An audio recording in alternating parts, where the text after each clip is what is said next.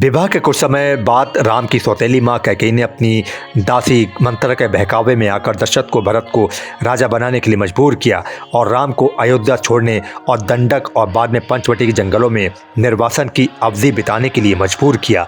सीता और लक्ष्मण ने स्वेच्छा से महल के आराम को त्याग दिया और वनवास में राम के साथ शामिल हो गए। पंचवटी जंगल लंका के राजा रावण द्वारा सीता के अपहरण का दृश्य बन गया। दृश्य की शुरुआत शूर्पणखा के राम के प्रति प्रेम से हुई। हालांकि राम ने उसे ये कहते हुए मना कर दिया कि सीता के लिए समर्पित है।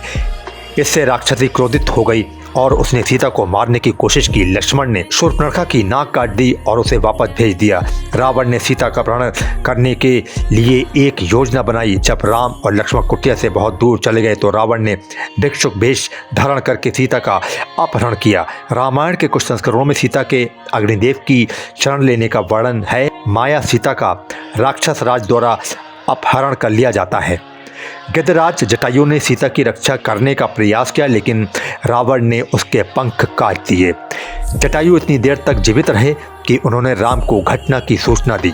रावण सीता को अपने राज्य लंका वापस ले गया। उसे अपने एक महल में बंदी बनाकर रखा। लंका में 1 वर्ष तक कैद रहने के दौरान रावण ने सीता पर अपनी इच्छा व्यक्त की। हालांकि सीता ने उनके प्रस्ताव को अस्वीकार कर दिया। राम ने हनुमान को सीता की खोज के लिए भेजा और अंततः सीता का पता लगाने में सफल रहे। सीता ने हनुमान को अपने आभूषण दिए और उनसे कहा कि वे उन्हें अपने पति को दे दें। हनुमान समुद्र पार करके राम के पास लौट आए। सीता को अंततः राम ने बचाया, जिन्होंने रावण को हराने के लिए युद्ध छेड़ा था। बचाए जाने के बाद राम सीता की पवित्रता साबित करने के लिए उनकी अग्नि परीक्षा लेते हैं। रामायण के कुछ संस्करणों में इस परीक्षा के दौरान अग्नि देवता राम के प्रकट होते हैं और सीता की पवित्रता की पुष्टि करते हैं या उन्हें असली सीता सौंप देते हैं और घोषणा करते हैं कि ये माता सीता थीं जिसका रावण ने अपहरण किया था। हालांकि रामायण के स्थायी संस्करण में सीता के आग में कूदने के बजाय अपनी इच्छा से शुद्ध महसूस करने के लिए आग पर चलने का वर्णन है।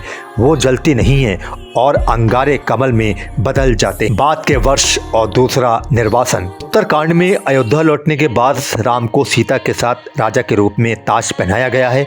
हालांकि सीता के प्रति राम का विश्वास और स्नेह कभी कम नहीं हुआ, लेकिन जल्द ही ये स्पष्ट हो गया कि अयोध्या में कुछ लोग रावण के अधीन सीता की लंबी कैद को स्वीकार नहीं कर सकते थे। राम के शासनकाल के दौरान एक असंयमी धोबी ने अपनी स्वच्छ पत्नी को डांटते हुए घोषणा की कि वो कोई काय राम नहीं है जो किसी दूसरे आदमी के घर में रहने के बाद अपनी पत्नी को वापस ले जाएगा। आम लोगों ने सीता के बारे में गपशप शुरू कर दी और राम से उन्हें रानी बनाने के फैसले पर सवाल उठाए। राम ये खबर सुनकर बेहद व्याकुल हुए, लेकिन अंत में उन्होंने लक्ष्मण से कहा कि एक राजा के रूप में उन्हें अपने नागरिकों को प्रसन्न करना होगा और अयोध्या की रानी की पवित्रता किसी भी गपशप और अफवाह से ऊपर होनी चाहिए। इस प्रकार सीता को दूसरी बार वनवास के लिए मजबूर होना पड़ा। गर्भवती सीता को वाल्मीकि के आश्रम में शरण दी गई, जहां उन्होंने लव और कुश नामक जुड़वा पुत्र को जन्म दिया। आश्रम में सीता ने अपने पुत्रों को अकेले एकल माँ के रूप में पालन पोषण किया। वे बड़े होकर बहादुर और बुद्धिमान बने और अंततः अपने पिता के पास पहुँचे। राम के द्वारा अपने बच्चों को स्वीकार किए जाने के बाद सीता ने अपनी माँ की भूमि की गोद में अंतिम शरण ली। एक अन्यायपूर्ण दुनिया और एक ऐसे जीवन से मुक्ति की उनकी याचना सुनकर जो शायद ही कभी खुशहाल रहा हो, पृथ्वी नाटकीय रूप से फट गई, भूमि प्रकट हुई और सीता को ले गई। पद्म पुराण के अनुसार गर्भ अवस्था के दौरान सीता का वनवास उनके बचपन के दौरान मिले श्राप के कारण हुआ था। सीता ने युवा होने पर वाल्मीकि के आश्रम से दिव्य तोतों का एक जोड़ा पकड़ा था। पक्षी वाल्मीकि के आश्रम में गई श्री राम की कहानी के बारे में बात कर रहे थे, जिसने सीता को मोहित कर दिया। वो जानवरों से बात करने की क्षमता रखती हैं। मादा पक्षी उस समय गर्भवती थी। उसने सीता से उन्हें जाने देने का अनुरोध किया, लेकिन सीता ने केवल अपने नर साथी को उड़ने दिया और मादा तोता को अपने साथी से अलग होने के कारण मर गई। नतीजा ये हुआ, नर पक्षी ने सीता को श्राप दिया कि गर्भावस्था के दौरान अपने पति से अलग होने का समान भाग भुगतना पड़ेगा। नर पक्षी का पुनर्जन्म धोबी के रूप में हुआ था।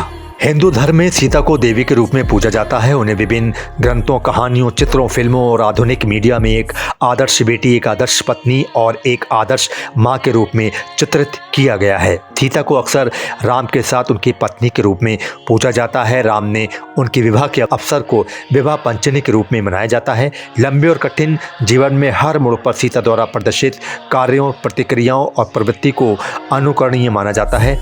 उनकी कहानी सीतायनम पुस्तक में चित्रित की गई है। एक मांगलिक जीवन के दौरान हर बिंदु पर उन्होंने जिन मूल्यों को सुनिश्चित किया और उनका पालन किया, वे भारतीयों की अनगिनत पीढ़ियों द्वारा पवित्र माने जाने वाले स्त्री गुण के मूल हैं। यद्यपि राम मंदिरों में सीता की मूर्ति हमेशा राम की मूर्ति के साथ रखी जाती है, फिर भी सीता को समर्पित कुछ मंदिर हैं। जानकी मंदिर जनकपुर, नेपाल में स्थित है। जानकी जन्मस्थली मंदिर जानकी धाम भारत के बिहार में सीतामढ़ी जिले में स्थित है।